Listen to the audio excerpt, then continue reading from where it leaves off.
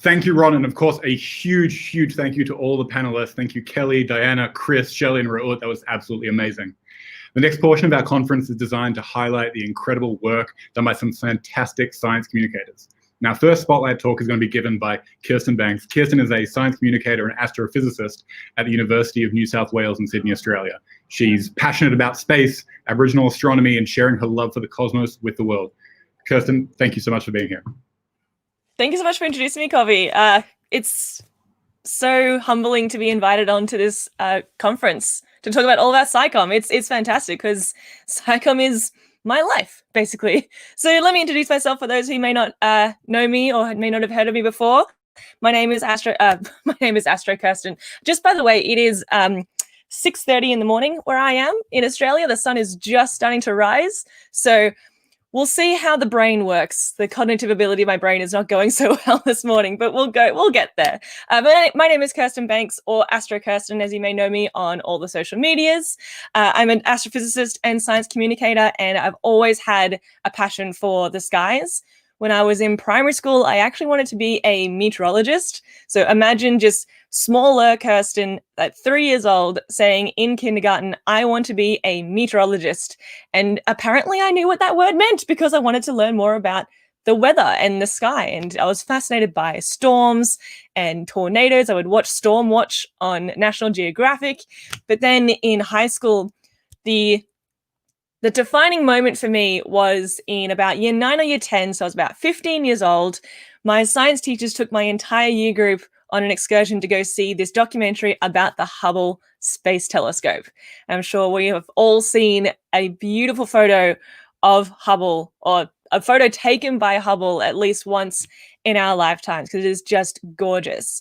So I was sitting there watching this huge screen with these one-size-fits-none, honestly, glasses slipping off my face for this 3D movie, and I was just inspired by the mystery of our universe, and I needed to learn more about space.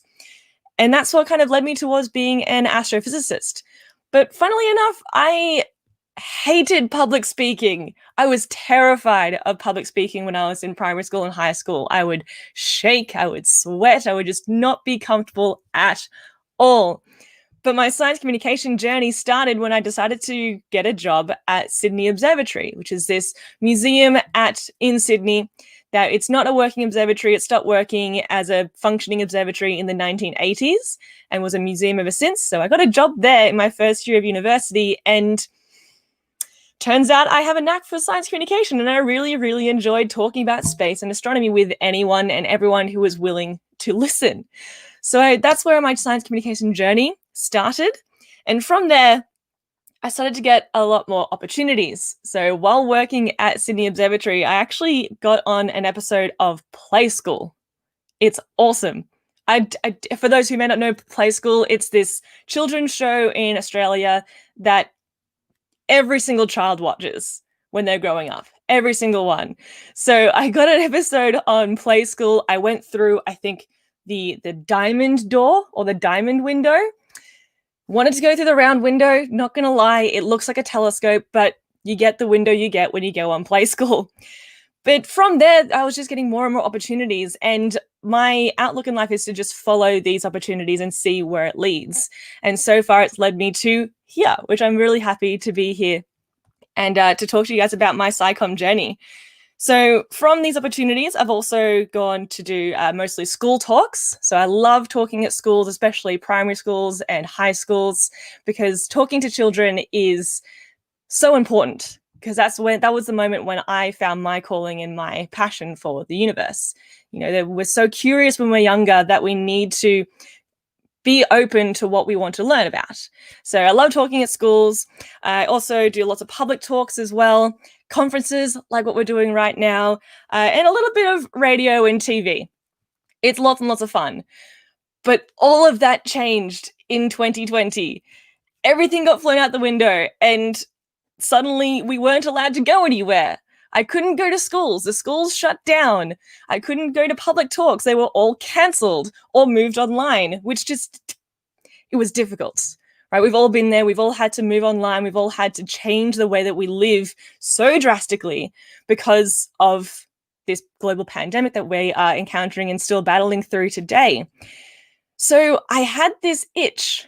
I still had this SciComm itch, and I had to do something, but I couldn't do what I used to do because of those limitations. I couldn't go to schools. I couldn't go to public talks. I couldn't do that. But then I found this app called TikTok, and I decided, mostly out of boredom, that I wanted to go and try TikTok. So I joined TikTok actually about a year ago, a year and a few days ago. And I noticed when I was watching through TikTok and just scrolling, checking out what's going on, that there wasn't a lot of science content or space content on TikTok. It was just, people lip syncing to common songs and popular songs, or doing dances for, can't believe I just did that on a live conference, but here we are. But, people were dancing to popular songs, and that was mostly what TikTok was. There wasn't a lot about, science. So I decided to change that. I wanted to change this and bring more science to TikTok. But it was going to be a challenge, because on TikTok, for those who may not be on the platform, which if you're not on TikTok, stay that way. It is a black hole of your productivity, depending on how you use it. But TikTok, when you post a video on TikTok, you are limited to 60 seconds. Now, I'm an astrophysicist. Astrophysics is hard. There are lots of very complex topics within astrophysics and talking about the universe. How on earth was I going to squish this huge amount of knowledge and this huge amount of information into just 60 seconds? So it posed this challenge to me to try and change the way that I do SciComm. So I realized that I had to be much more fluid with my science communication. And I tell you what, I thought I understood how to do science communication. I thought I understood how to engage an audience for 90 minutes on a tour at the observatory. I thought I knew how to engage children in a 60-minute period of time for a lesson. Boy, was I under a false sense of security, because that all changed in 2020 with TikTok. Because the thing is, people's attention spans are so short. So even if I were to make a video for 60 seconds explaining the cosmic microwave background radiation, it may not perform well because it goes for way too long. This short, sharp content is what does well on TikTok. And so what I did is I just kind of tried different things. When I joined TikTok, there was no blueprint. There was no science content, right? So there was no blueprint. There was nothing to follow and nothing to copy or gain inspiration from. So what I did is just tried a few different things, tried a few different topics, tried a few different ways of introducing those topics, tried a few different ways of even just telling information and giving information without even talking. So one of my favorite videos that I'm so proud of over the last year is this video I made. It was 15 seconds long. 15 seconds. Didn't speak at all. All I did was held up my iPad with different planets on it and spun around to show the different speeds at which the planets in our solar system rotate. So you start with Mercury going very slow, Venus going slow but backwards, Earth, Mars, Jupiter, Saturn. But then I think this was the part that really, what I attribute my success in 2022 is for Uranus. The tilt of Uranus is about 90 degrees. So what I did is I took my iPad, I got down on the floor, and I rolled around on the floor, pretending to be Uranus. So whenever I'm asked what would I attribute my success to, I cannot speak. Success, that's the word. What can I attribute my success to? And that is rolling on the floor, pretending to be Uranus. It's quite the conversation starter. But here's what I've learned so far with making these videos. What I've learned so far is that people have really short attention spans. So the shorter the video, the better it performs, and the more that people see it, and the more that people get inspired by space. Whether they're young kids on the platform and they're getting inspired by space for the first time, or if they're part of the older generation who have lost touch with their curiosity with space, then they are reignited and excited once again to learn about space and astronomy, which is just, I love both ends of that spectrum. things to do as well is to try and have fun with your science communication. If you're having fun and that comes through off the screen, people are going to enjoy it. But here's a thing to remember as well. Keep in mind that you're not going to please everybody. So TikTok is quite a global platform. If I have a look at my analytics, most of my followers are from the US, which the US use imperial measurements instead of metric. So with every single video that I make, to make it accessible to everyone, is not only do I include distances in kilometers, I also include distances in miles. You know, it's speed in kilometers per second, speed in miles per second. Okay, making it accessible for everyone so that everyone can understand it and everyone has it in a language that they can understand. But the thing is, the final things I want to bring to you guys is that we need to be more fluid with our SciComm. We need to be more fluid with how we promote and communicate science to the public, because the way that we consume content, and if 2020 is any example of this, the way that we consume content is changing so much. So if we keep doing the same thing, we're going to get left behind. And society needs us. We need science communicators to keep inspiring the next generation and to keep inspiring the current generation too. So thank you, everyone. I hope you enjoyed this. If you want to see more space content on your TikTok, follow me at Kirsten, and I will see you there. You know, I was getting so close to finally opening a TikTok account, and like I saw your videos and I saw Eloise's videos, and I kept kind of holding back. And you saying now that it's a black hole for productivity, you might have convinced me. I'm opening a TikTok account tomorrow. Absolutely. Excellent. Join the Space Fam on TikTok. It's lots of fun. I definitely will. And I have to say that your comment about going through the diamond window absolutely took me back to my play school days. Thank you so much, Kirsten, for speaking to us and for waking up so early to share your story and to share your insights. This has been really great. So thank you. My pleasure. Our next speaker for the evening is the incredibly talented Cathrin Machin. Cat is a deep space artist and science communicator extraordinaire who is devoted to sharing her love for the stars. And honestly, her artwork leaves me speechless. So I think I'm going to just have to leave the talking to you, Cat. Take it away. Thank you so much, Kobe. It's great to be here, guys. And thank you for taking the time to watch this. As I'll just give you a very quick rundown of myself. I've decided that I'm not really going to do much on me. I'm going to focus on teaching you guys how to be an absolute badass and how to dominate social media. So I'm the world's highest crowdfunded painter. I work with space authorities to communicate science. And I've been working with companies like the Discovery Channel and everyone, including leading rocket companies. Anyway, so I want to tell you a story, and it's where we start, which is the importance of SciComm. Behind me is a photo I took of an amazing monolithic sacred rock in Australia called Uluru. And the reason why SciComm is so important is because people are becoming more and more disconnected from the stars.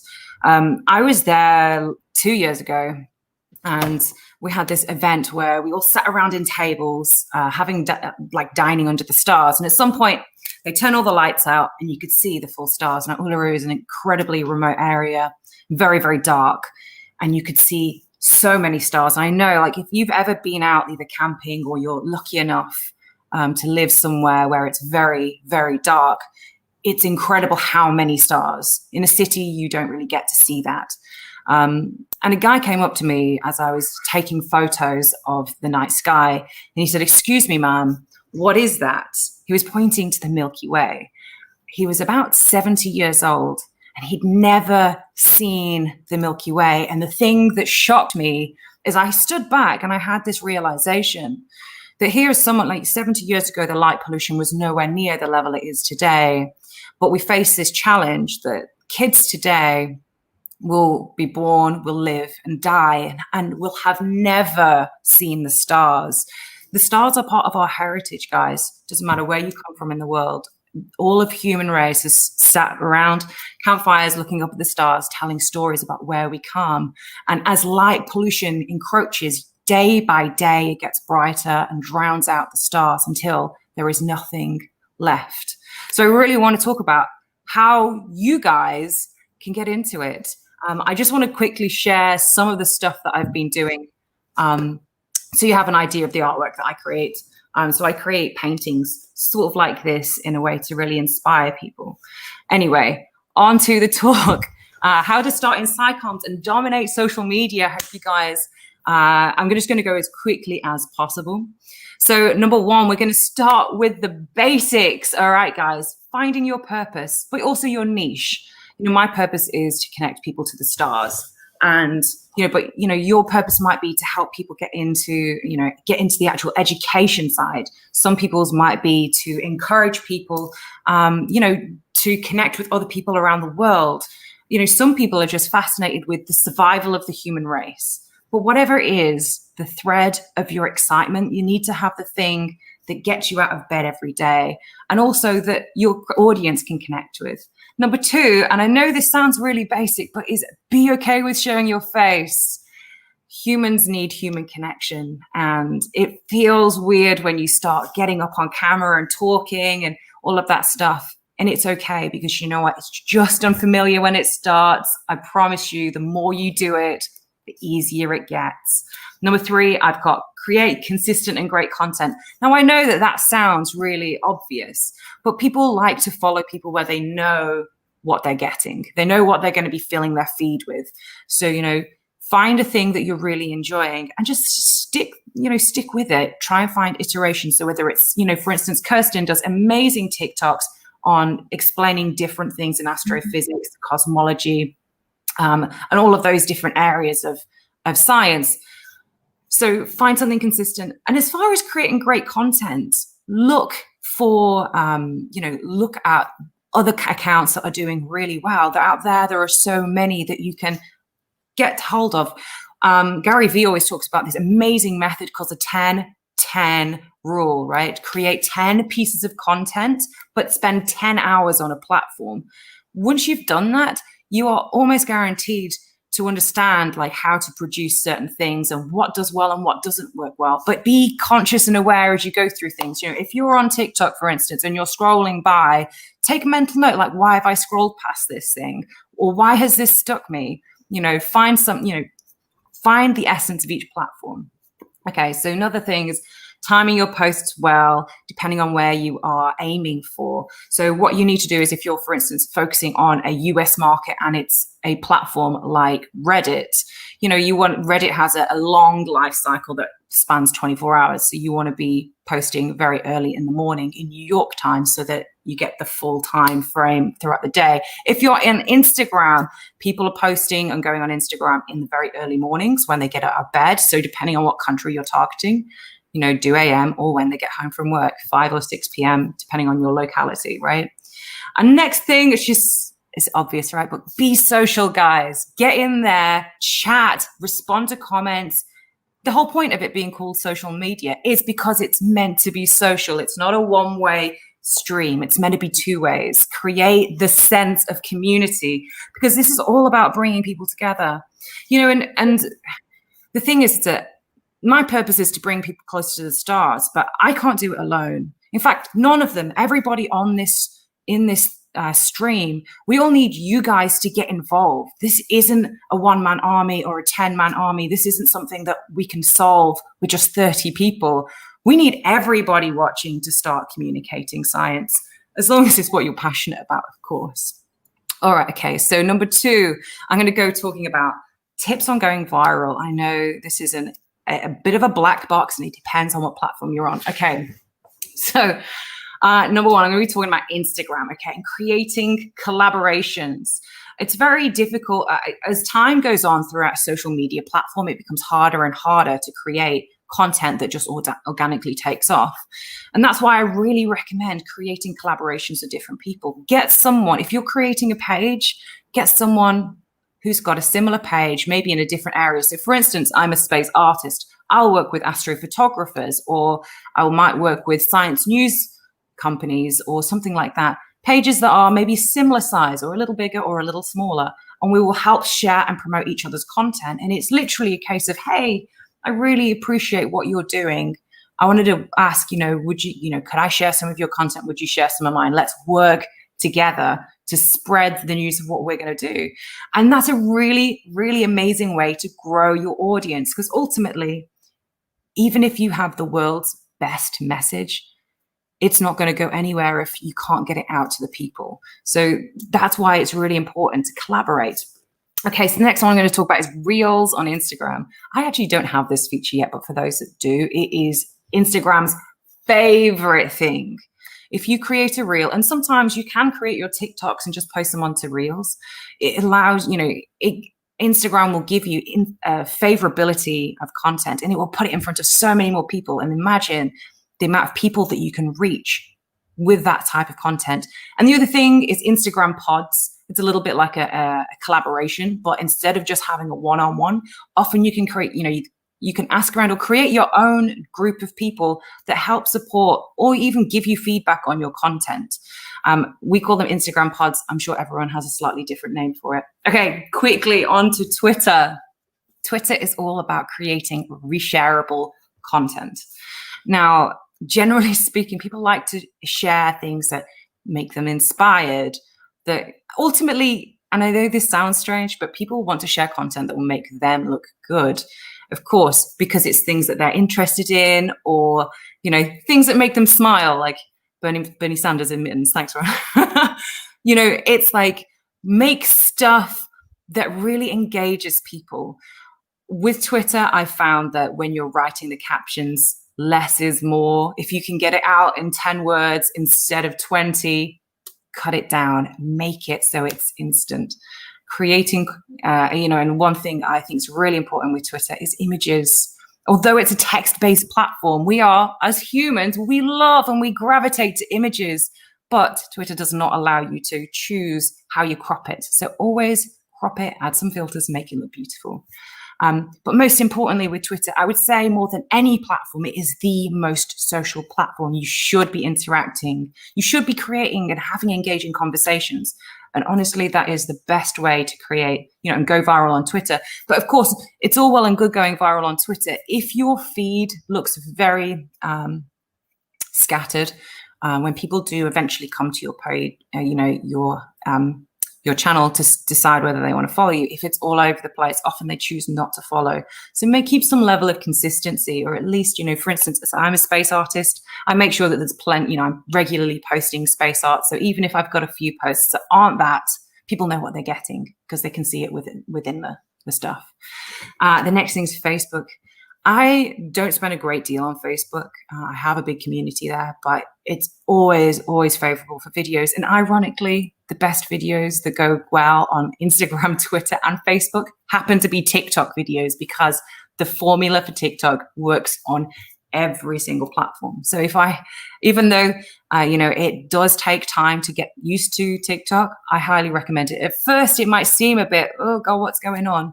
But as the algorithm learns about what kind of specific things you're into, it delivers content that suits you. So TikTok, creating the viral video formula.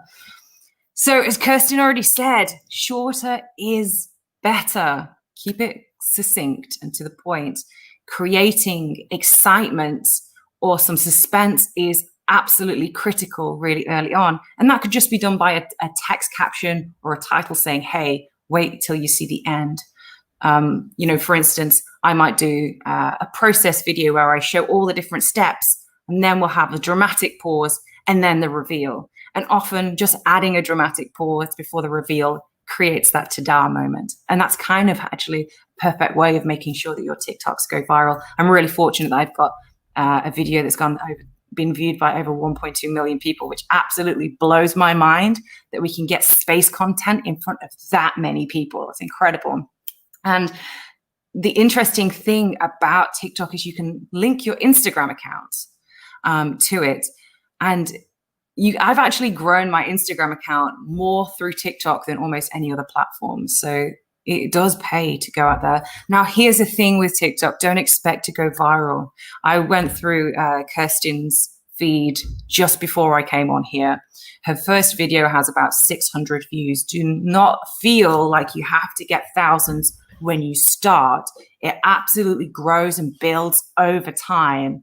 So, and just to make a point, 2 videos ago, Kirsten did a talk on this cosmic microwave background, and that has seen over 160,000 views. It takes time, just be consistent and just keep at it. Now, lastly, I just want to quickly touch on Reddit. It is an interesting platform, but it is ultimately dominated by good headlines and good timing and viral content. I always recommend, and I know this sounds strange, but having curiosity and like numbers listed in the header is a key way to make sure it goes well. Anyway, I'm going to close off now as I've gone through everything. I've tried to do it as quickly as possible. There is so much more content. But if you guys have any specific questions, I would be happy to answer them. And hopefully this helps. And actually, I think there was just 3 last things I do want to say, Firstly, don't be scared of messing up. It is required. Just view them as lessons and, not mistakes. This is part of a journey. Number 2, don't stop yourself doing SciComms because someone else is doing it. And, maybe you don't have, specific levels of education. Obviously, always make sure you fact check. But ultimately, sometimes, I'm an artist. I studied engineering, not science as such. But there's room for everybody. Sometimes the message that you might bring might land better than someone else who, is more in the academic side of things. There is room for everyone. And the third thing, and I already said this, don't expect to go viral immediately. It takes time. It takes persistence. It will pay off. And just give yourself permission to give it a go, because I promise you it's so, so rewarding. Thank you so much, guys. I really hope you enjoyed that. No, I enjoyed it. I'm sure everybody at home did as well. That was just phenomenal. And honestly, I took a couple of notes there myself. Something that I think it's so amazing because, people are always seeing other people succeeding on social media, and they never really have, a mentor or somebody they can look to in the previous generation and say, hey, how did you do that? How did you manage that? And I really appreciate you actually, laying down a simple set of rules for people to follow, some advice, and thank you so much for being here. Thank you so much for having me. I really, really appreciate it, Kobe. Thank you. All right, our final spotlight talk is going to be given by Lee Giat, who I had the pleasure of meeting with Ron, actually at the launch of Space IL's first buried ship mission in Cape Canaveral a couple of years ago. Now, Lee is a filmmaker, a pilot, astronomer, brilliant science communicator who is soon going to embark on a journey to bring science to communities all around Central and South America. But I'll let him tell you about that. Lee, take it away. Hey, Kobe. First of all, thank you for having me. And it's such an honor to be on a panel with such amazing people in SciComm as well, and that are doing it in amazing ways that, is pretty new.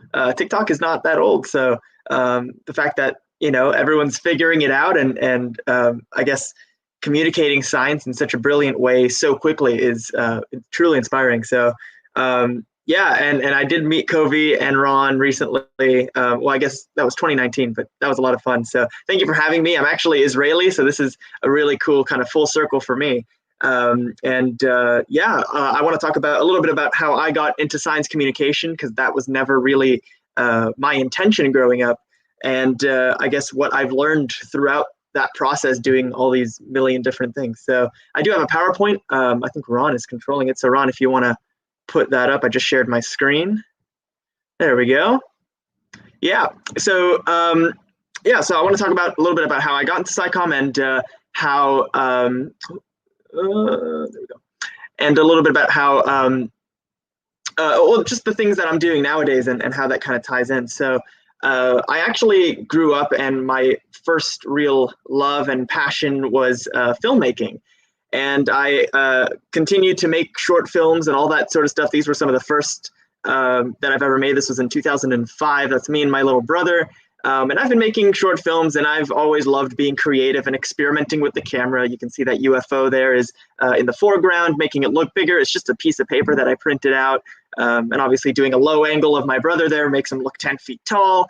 So all that sort of stuff was fun. And, I think every kid really, gets into it nowadays. It's more TikTok and YouTubers and stuff like that. And it's fun to see everybody, experiment when they're younger and see where it takes them.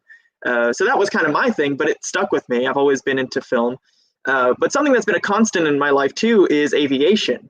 My dad was a flight instructor with over 25,000 hours, and he taught me how to fly since I was a baby. And I learned to drive before I learned to fly. And I continue to fly. I've flown every week since I became a private pilot. Was it now, like 5 years ago? And my dad actually did a lot of really cool stuff in his career. He in the later years in the most recent years, he's been an aid relief pilot for the Bahamas, Puerto Rico, a lot of the Caribbean countries, and a little bit of South America too, for things like hurricanes. I grew up in Miami. That's where he lives, and I'm here in Jacksonville for school and for work, which is a little bit more north of Miami. But we know hurricanes. We know how devastating it could be, how it can hurt your economy and all that sort of stuff. But I've been able to join him on some of these flights to the Bahamas, to Puerto Rico, to Cuba, just to see what's going on. And you see how much of a lack of infrastructure there is, especially for the young ones, education, the very foundation of what a person is going to be. And so that stuck with me, and we'll get to that a little bit later. But my role in science and in space actually came from video production. I always thought, I was a creative person, and that's where I was going to stick, and that's it. I failed algebra in high school. I failed calculus. I was talking to Ron about this, actually. I failed calculus 9 times throughout college, and I might have the world record. I didn't know that there was a place for me in science communication. And I like to think of science communication as that middle man between, or woman, that middle section between the experts and the professors. If you've ever had a professor or a teacher that you just can't understand because they're so advanced in their respective fields, and then people that don't know anything, all the way up, down to flat earthers. And so, science communication is that bridge to help everybody understand what's going on in the realms of STEM. And so I did a video production story. I was in a TV production club in high school, and I did a story on this observatory, specifically on that lady right there. Her name is Helen Tavera. She is an astronomer with SOFIA. It's an aircraft. It's a modified, I think it's a 747. It's an observatory. It's called the Stratospheric Observatory for Infrared Astronomy. And she's flown on that multiple times, and now she's an astronomy teacher. She speaks like 1 million languages, an incredible inspiration, and one of the most intelligent people I've ever met. And after I filmed a little news piece, at that observatory, this small, humble observatory in South Florida, I decided to come back and volunteer. And she showed me Jupiter through the tree line, that dot right there, in the sky. And I was blown away. And then I saw it through a telescope, and I got hooked. So I became an amateur astronomer.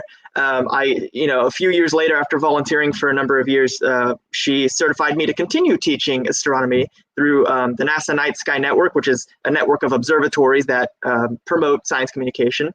And I ended up teaching and doing presentations at the Brian Gooding Planetarium at the Museum of Science and History throughout college. And that it's the largest planetarium in the world that is a single lens planetarium, meaning it's one big projector. It's not like it's not like a ball with holes cut out of it. It's an actual video projector. So I made videos that were formatted for the planetarium, which was really cool.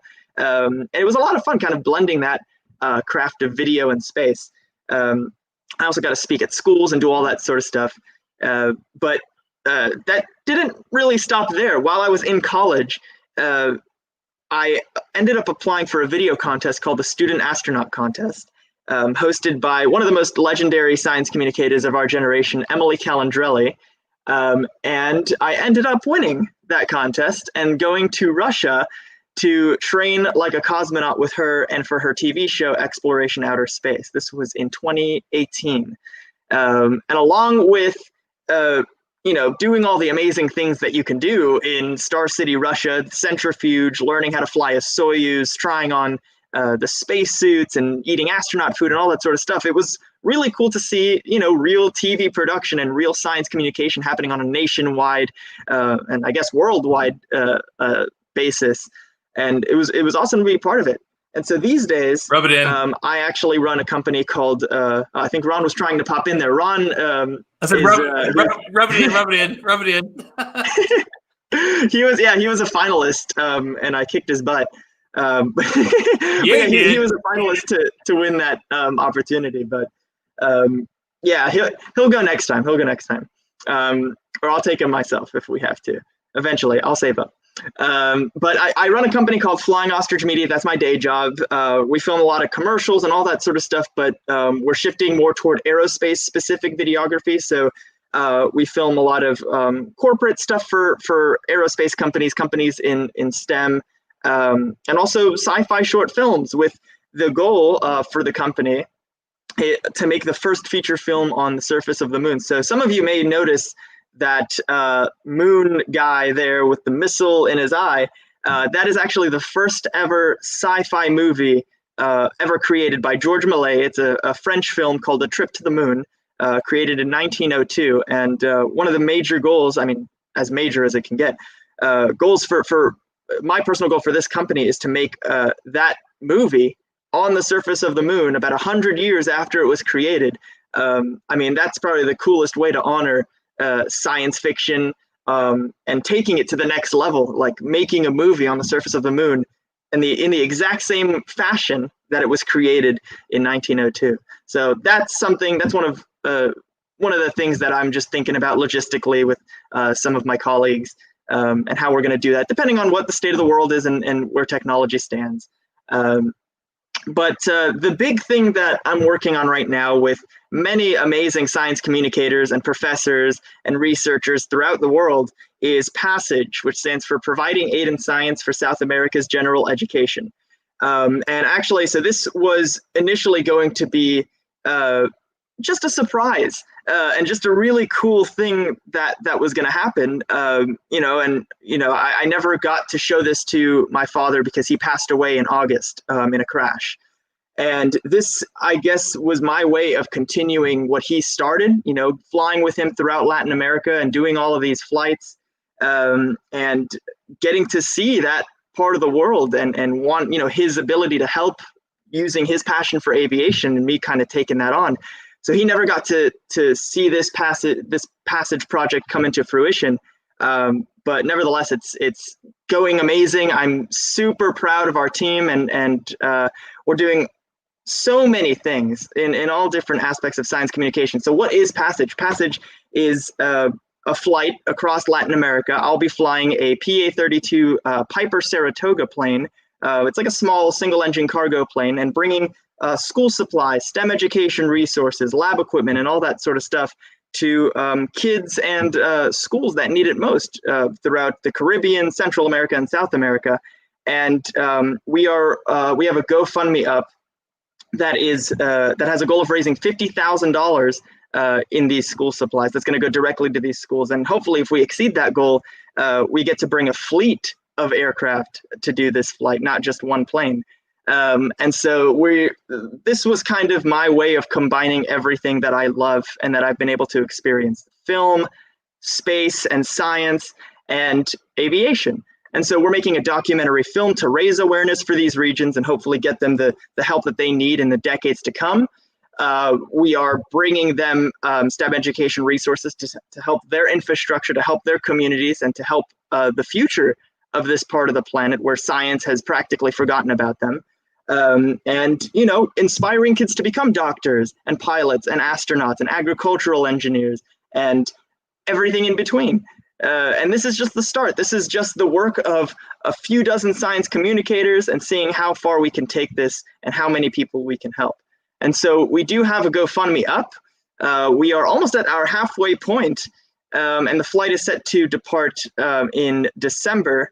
And we need your help to raise our $50,000. So after the conference, visit the link is down there. Thank you, Ron, for putting that up. GoFundMe.com/PassageScience. And we also have a website, passageflight.org. And there's also a lot of cool, eat those STEM supplies to South America. Thanks, Ron.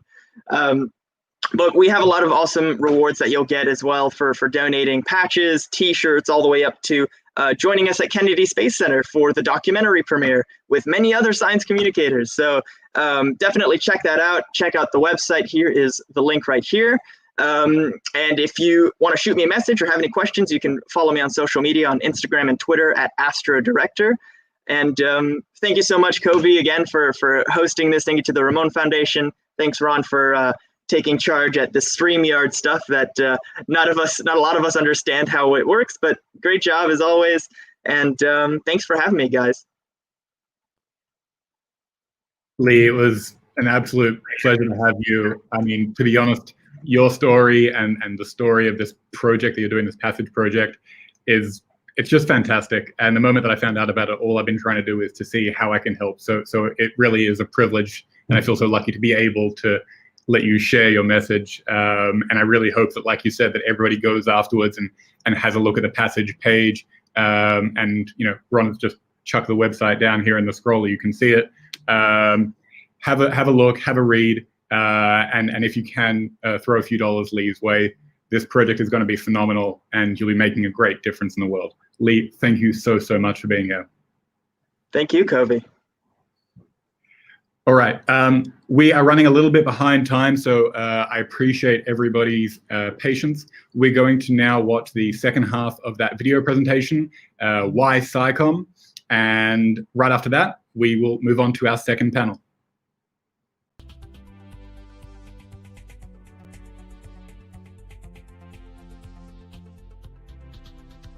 I think it's important because right now we kind of live in a world where we're transformed by our technology, not just rocket launches and living in space. We have astronauts living in space, but also this very device that I'm using to record this video.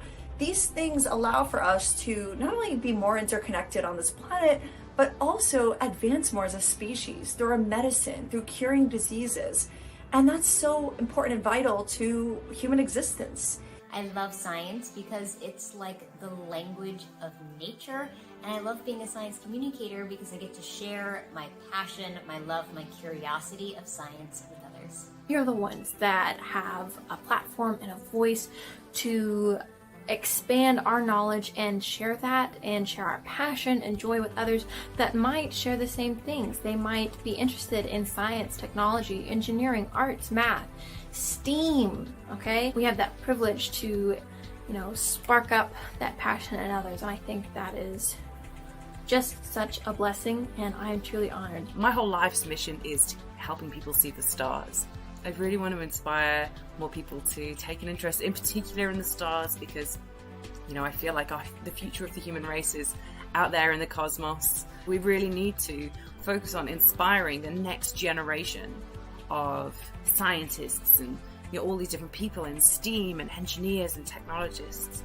Really because I think it's all about helping make life better. I think science communication is more important now than ever. I think that we're in a critical point in terms of our generation and the next generation in terms of what our next step is. And I think that there's so much of an impact that we can continue to have and leave as long as we have more and more people sharing their passion and continuing the excitement about current missions and new missions so that we can see more and more things accomplished in the STEM industry. I started sharing my journey in the space field on Instagram and on social media in general, talking about science, talking about space and everything that I was really passionate about. And one of the rewarding things about doing it was from all the people who started following me and told me that they got interested in science thanks to what I shared, and students who decided to get into STEM or go to study aerospace engineering as well. Maybe they were afraid of taking that path before, but then they saw my story and they